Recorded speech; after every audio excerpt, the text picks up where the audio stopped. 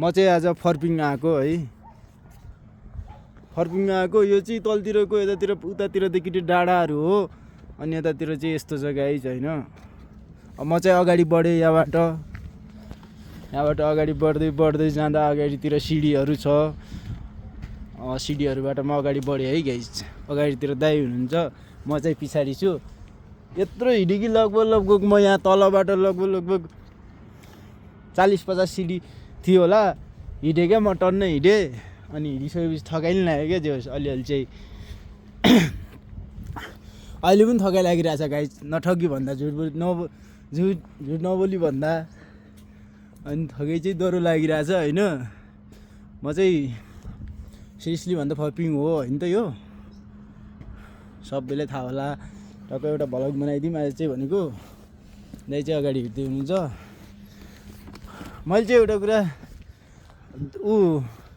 तपाईँहरूलाई के भन्नु चाह्यो भने क्यामेराबाट राम्रो नआएको कारणले मोबाइलबाट बनाएँ भिडियो चाहिँ। क्यामेराबाट फ्रन्टहरू पनि मिलाउनु नमिल्दो रहेछ। अनि म चाहिँ ट्याक्कै यतातिर तपाईँहरूलाई देखाउँछु। अनि बिस्तारै अगाडि बढ्दै गएर अगाडितिर जे आउँछ म तपाईँहरूलाई त्यही नै देखाउँछु है। म चाहिँ हिँडेँ, दाइ चाहिँ पछाडि हुनुहुन्छ, पछाडि क्यामेराले भिडियो गर्दै हुनुहुन्छ। म चाहिँ हिँडेँ। म चाहिँ लगभग गाइस 17 को स्पिडमा चाहिँ हिँडिरहेको छु। दौड्नु चाहिँ दौडिरहेको छैन। अनि अगाडितिर चाहिँ ट्याक्कै कसको कपाल जस्तो आयो गाइस होइन। म चाहिँ देखाउँछु यस्तो साह्रो चाहिँ होइन।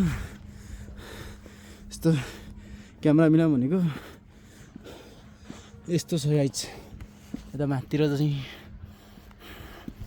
अनि म एकछिन भिडियोलाई चाहिँ पज गरेँ है गाइस। लास्ट थकाइ लाग्यो गाइस।